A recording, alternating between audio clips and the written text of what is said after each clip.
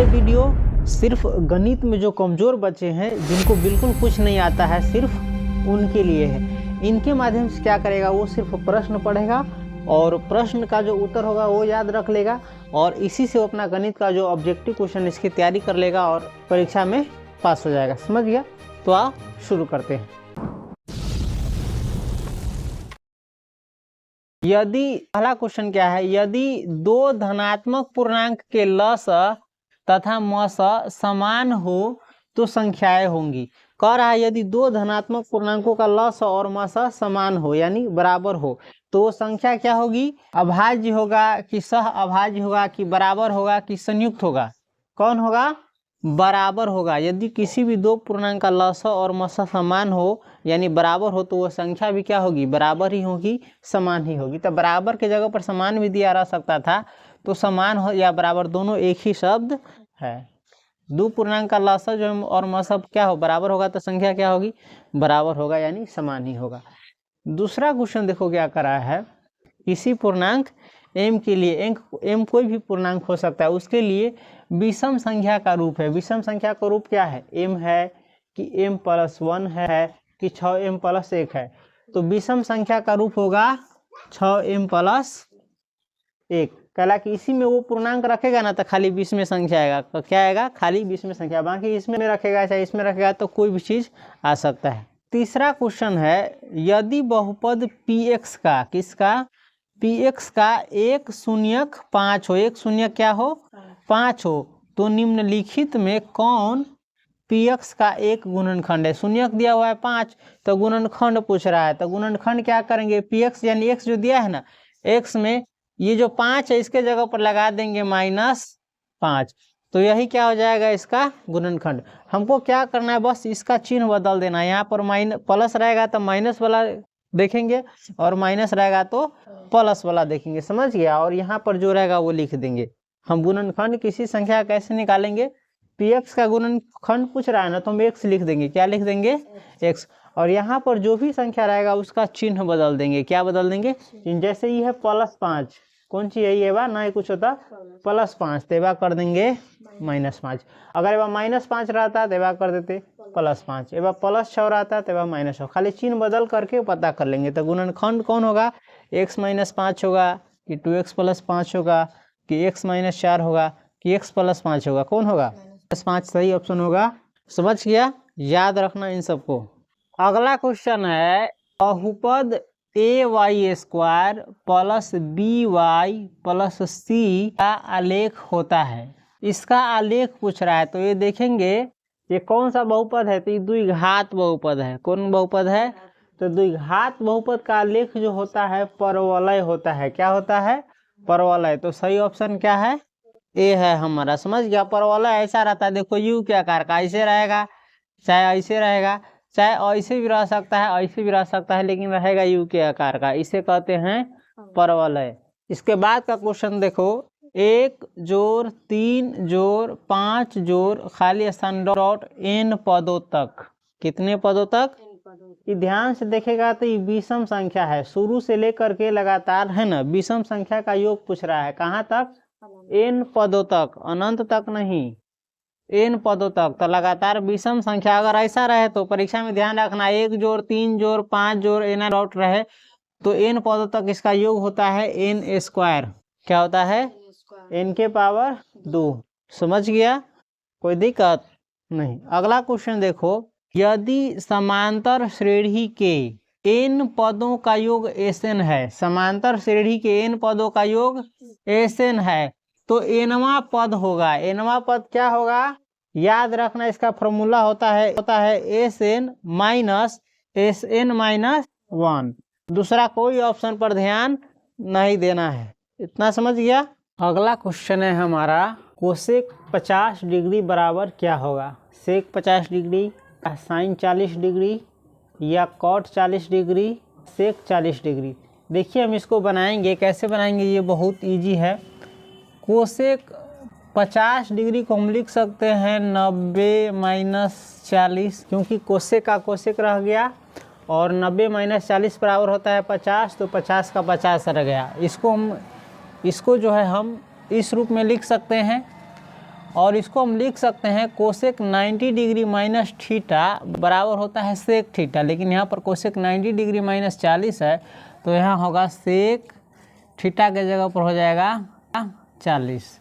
तो 7 का जो सही ऑप्शन होगा क्या होगा, सेक 40 डिग्री। एक बना कैसे, जैसे ये पढ़े होइएगा कोसेक 90 डिग्री माइनस थीटा बराबर क्या होता है, कोसेक 90 डिग्री माइनस थीटा बराबर होता है सेक थीटा, लेकिन यहाँ थीटा के जगह पर 40 है, तो इसीलिए इसमें थीटा के जगह पर क्या दे दिए हैं, 40 दे दिए हैं। थीटा के जगह पर जो चीज़ रहेगा वही फार्मूला में लगेगा।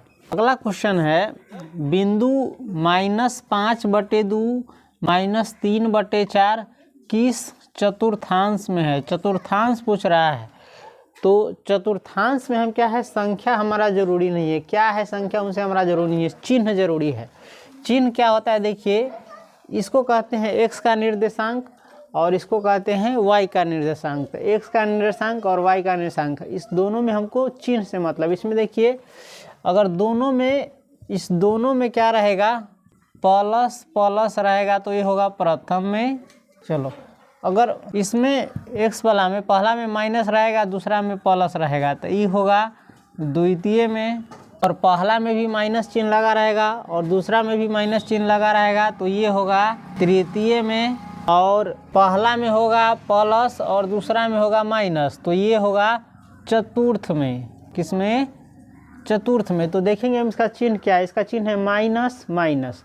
तो देखिए माइनस माइनस वाला तृतीय चतुर्थांश में है या तृतीय पाद में है, तो माइनस माइनस वाला किस चतुर्थांश में होगा, तृतीय में। तो हमारा सही ऑप्शन होगा सी। समझ गए होइएगा, ये निर्देशांक ज्यामिति में ऐसे पढ़े होइएगा, पहला वाला में रहता है प्लस प्लस, इसमें रहता है माइनस प्लस, इसमें रहता है माइनस माइनस, तृतीय में इसमें रहता है प्लस माइनस। उसके बाद 9वां क्वेश्चन देखिए क्या कर रहा है, यदि बहुपद ax² + bx + c के शून्यक अल्फ़ा बीटा हो तो अल्फ़ा × बीटा का मान है। आप द्विघात समीकरण द्विघात बहुपद में पढ़े होइएगा, अल्फ़ा × बीटा कहते हैं शून्यकों के गुणनफल को। तो अल्फ़ा × बीटा यानी शून्यकों का गुणनफल, तो अल्फ़ा × बीटा बराबर क्या होता है, c/a। इसमें c देखिए अचर पद को कहते हैं c के जगह पर c ही है और a के जगह पर a ही है, तो अल्फ़ा × बीटा बराबर इस बहुपद में क्या होगा, c/a। तो c/a देखेंगे हम किस ऑप्शन में है, c में है, तो हमारा सही ऑप्शन होगा c। अगला क्वेश्चन है हमारा, प्रथम 10 विषम प्राकृत संख्याओं का योगफल है। 50 होगा, 100 होगा कि 150 होगा कि 200 होगा। देखिए कह रहा है प्रथम 10 विषम प्राकृत संख्याओं का योगफल। तो प्रथम 10 को पूछ रहा है ना, तो हम 10 का स्क्वायर कर देंगे। क्या कर देंगे, 10 का स्क्वायर यानी 10 × 10 और होगा 100। 5 का पूछता तो 5 × 5 से बनाते, 6 का पूछता तो 6 × 6 से बनाते, 10 का पूछ रहा है तो 10 में 10 से गुना कर देंगे तो कितना हो जाएगा, 100 हो जाएगा। तो सही ऑप्शन हमारा होगा बी। समझ गए, बहुत आसान है ये।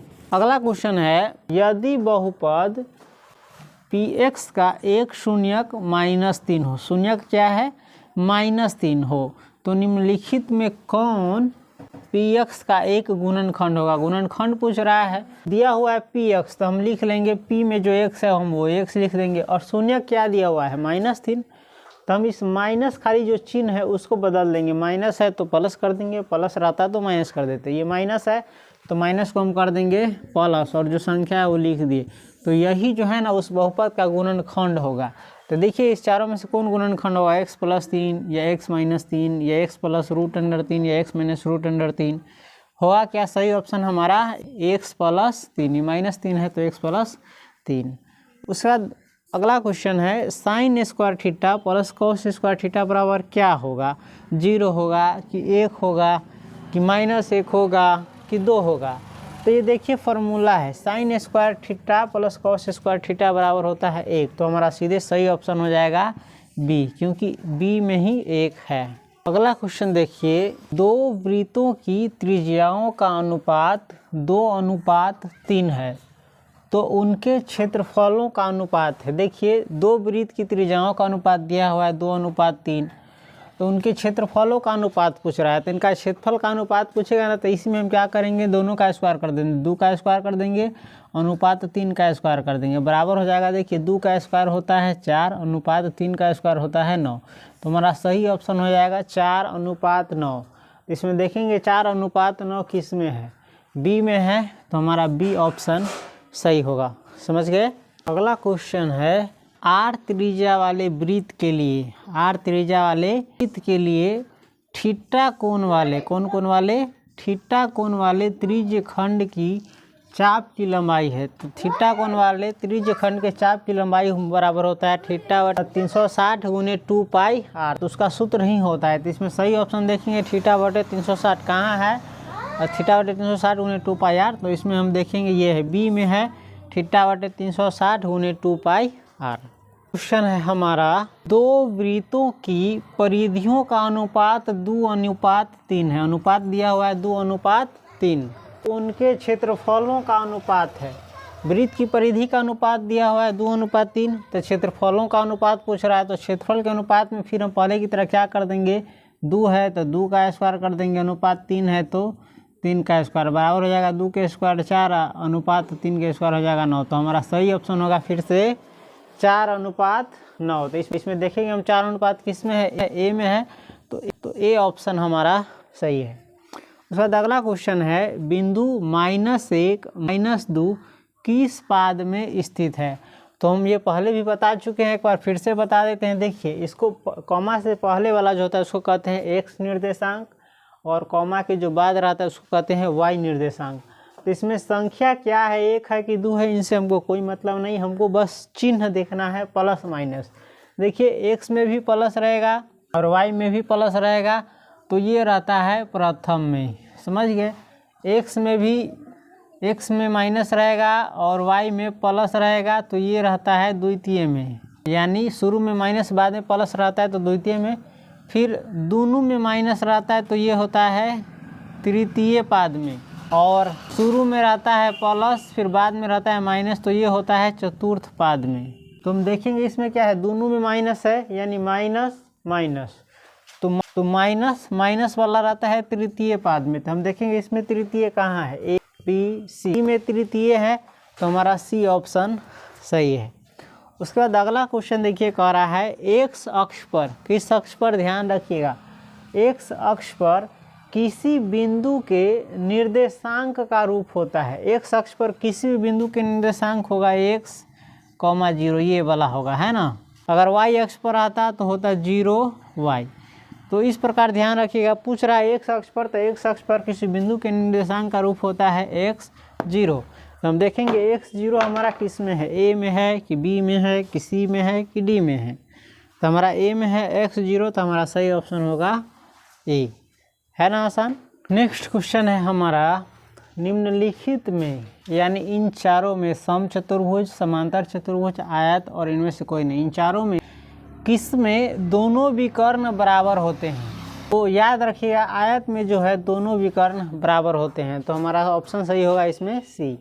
अगला क्वेश्चन है, गोले का पृष्ठीय क्षेत्रफल क्या होता है। तो ये फार्मूला है, बस याद कर लीजिएगा। गोले का पृष्ठीय क्षेत्रफल होता है, तो देखेंगे हम 4πr² किसमें, ए में है कि बी में है कि सी में है कि डी में है। तो सी में देखिए है 4πr², तो हमारा सही ऑप्शन क्या होगा 4πr²। अगला क्वेश्चन है, सेक 60 डिग्री का मान कितना होता है। इसमें हम कॉस से निकाल लेंगे। तो देखिए cos 60 डिग्री का मान होता है 1/2, cos 60 डिग्री का मान होता है 1/2। पूछ रहा है सेक का, तो cos का उल्टा होता है सेक, यानी हम 1/2 को उल्टा देंगे तो हो जाएगा 2/1 अर्थात 2। और वैसे भी आप मान सारणी से याद किए होइएगा, सेक 60 डिग्री का मान होता ही है 2। तो हम देखेंगे 2 किस में है, बी में है हमारा 2, तो बी ऑप्शन सही होगा। नेक्स्ट क्वेश्चन देखिए, बहुपद x² यानी x के पावर 2 -10x + 25 का घात है। घात यानी इस बहुपद का पावर है। इस बहुपद का घात कितना है, तो सबसे ज़्यादा जो रहता है वही बहुपद का घात होता है। देखिए इसमें x के पावर 2 है यानी इसका घात हुआ 2, इसमें x के पावर कुछ नहीं है तो 1 है, इसमें 1 सही नहीं तो इसका पावर 0 है। इस तीनों में सबसे ज़्यादा क्या है 2 है। तो 2 ही क्या होगा, इस बहुपद का घात होगा। वैसे भी देखने से ये लग रहा है, स्पष्ट है कि ये द्विघात बहुपद है। तो द्विघात बहुपद का घात कितना होता है, 2 होता है। तो हम देखेंगे इसमें 2 कहाँ है, बी में है, तो बी हमारा ऑप्शन सही है। उसके बाद है निम्नलिखित में कौन रैखिक बहुपद है। रैखिक बहुपद कहते हैं जिसका पावर 1 हो। जैसे देखिए इसमें x के पावर 1 है। बहुपद पहचानने के लिए हम क्या करेंगे, देखेंगे कि जो ABCD का अक्षर होगा जिसको चर कहते हैं उसका पावर पूर्ण संख्या रहना चाहिए, यानी 0 1 2 3 4 5 इसी प्रकार से बढ़ते हुए में से किसी कोई भी रह सकता है। माइनस में नहीं रहना चाहिए पावर, और ABCD का जो चर है वो बटा के नीचे में भी नहीं रहना चाहिए और रूट में भी नहीं रहना चाहिए। तो देखिए इसमें पावर 1 है, तो यही है रैखिक बहुपद। समझ गए, 2x - 9 √5 ये क्या है, रैखिक बहुपद है। इसमें देखिए बटा के नीचा में रहता है ABCD का अक्षर, देख रहे हैं ये बटा के नीचा में है x, तो ये बहुपद वैसे ही नहीं है, बहुपद नहीं है, कोई बहुपद नहीं है। ये भी देखिए बटा के नीचा में है, ABCD का जो चर होता है z के पावर 2 बटा के नीचा में, तो ये भी बहुपद है, ये नहीं है, कोई बहुपद नहीं है। इसमें भी देखिए बटा के नीचा में z है, तो ये भी जो है बहुपद D में नहीं है। तो सिंपल सा क्यों रैखिक बहुपद है 2x - 9 √5। अगला क्वेश्चन है, एक त्रिघात बहुपद के शून्यकों की अधिकतम संख्या क्या है। 1 है कि 2 है कि 3 है कि 4 है। तो देखिए त्रिघात बहुपद के अधिकतम शून्यक होता है 3, तो इसका सही ऑप्शन हमारा होगा सी में है 3, तो सी होगा। समझ गए। द्विघात बहुपद का अधिकतम होता है 2, रैखिक बहुपद का होता है 1, 4 घात का बहुपद रहेगा तो उसका ज़्यादा से ज़्यादा शून्यक होगा 4। समझ गए, जय घात का बहुपद रहेगा उतना उसका शून्यक रहता है। अगला क्वेश्चन है हमारा, निम्नलिखित में कौन √3 यानी √3/2 के बराबर है, यानी इसके बराबर कौन है। तो sin 30 डिग्री है कि sin 60 डिग्री है कि tan 30 डिग्री है कि cos 60 डिग्री है। तो हम देखेंगे मान सारणी से हम पढ़े हुए sin 30 डिग्री का मान कितना होता है 1/2, तो ये इसके बराबर तो होगा नहीं। sin 60 डिग्री का मान होता है √3/2, तो ये ऑप्शन सही है। समझ गए। 30 डिग्री का मान 1/√3 होता है, cos 60 डिग्री का मान 1/2 होता है, तो एक यही बचाता है। और वैसे भी sin 60 डिग्री का मान होता है √3/2।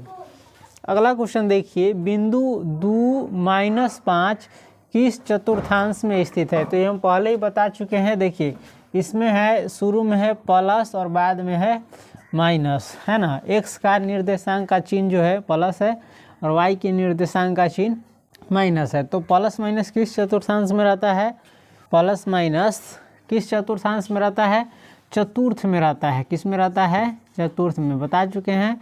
प्लस प्लस रहता है प्रथम में, माइनस प्लस रहता है द्वितीय में, माइनस माइनस रहता है तृतीय में, और प्लस माइनस रहता है चतुर्थ में।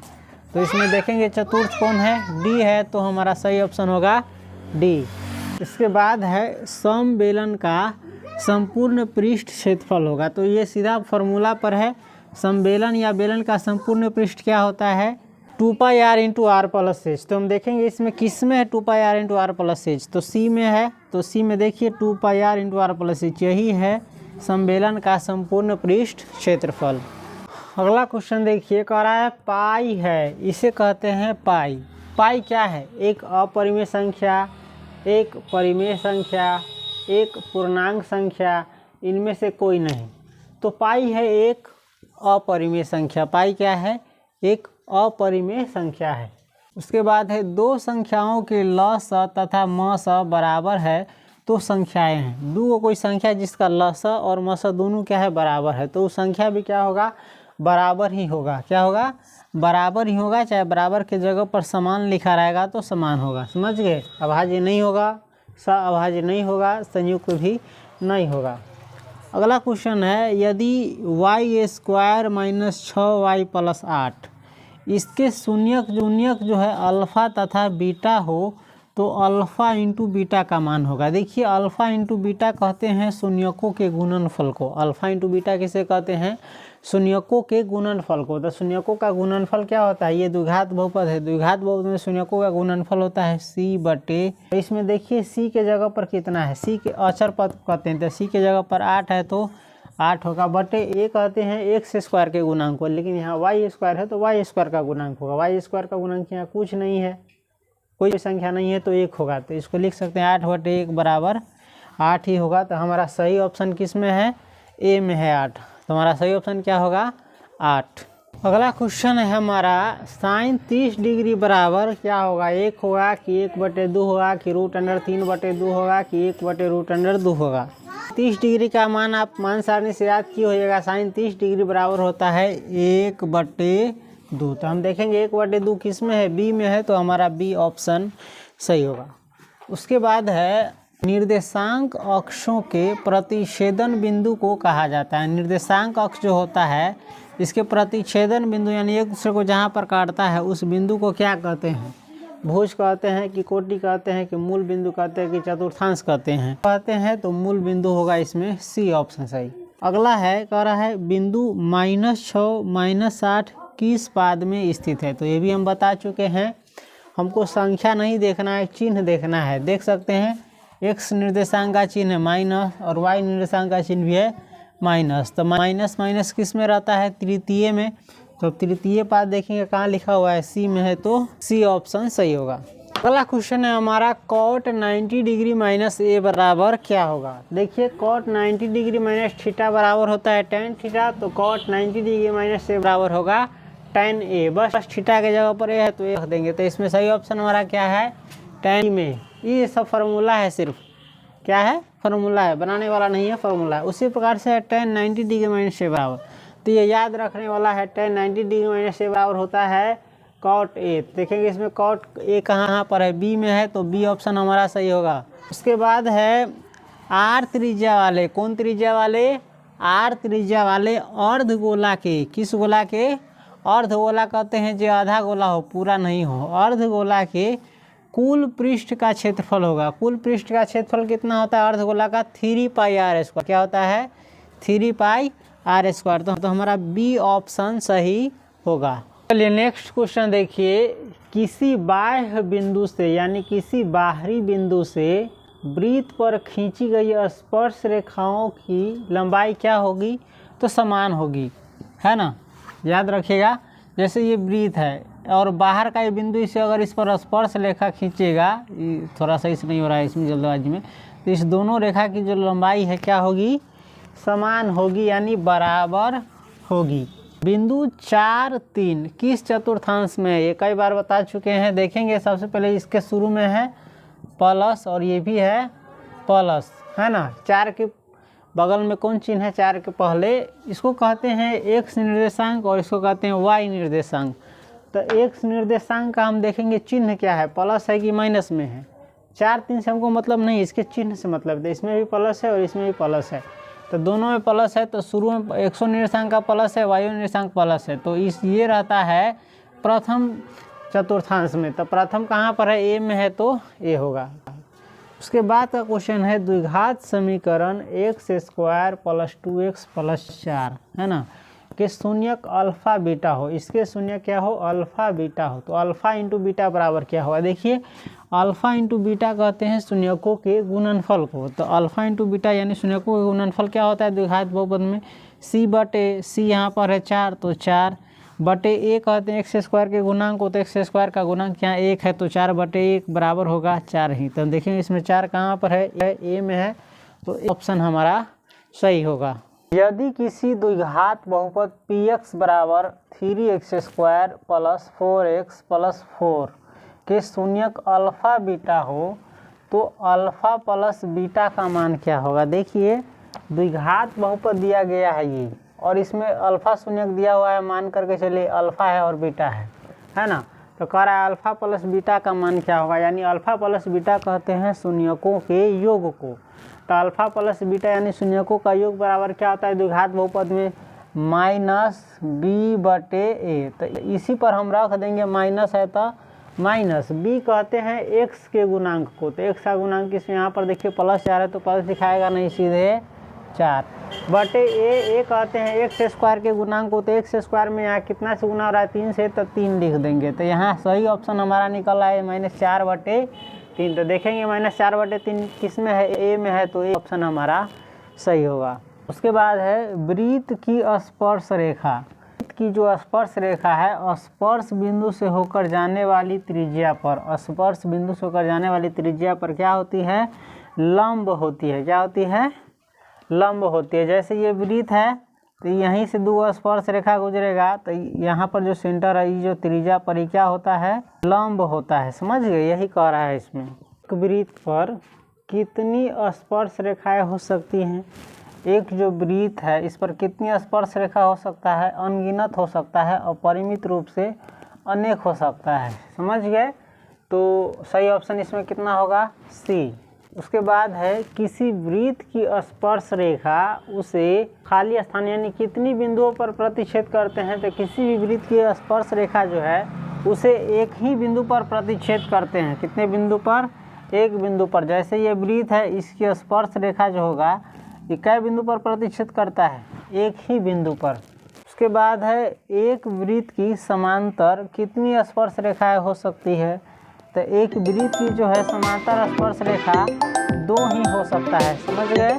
सभी वर्ग आपस में क्या होते हैं, सभी वर्ग जो है आपस में समरूप होते हैं, यानी एक ही रूप के होते हैं, अंतर नहीं होते हैं।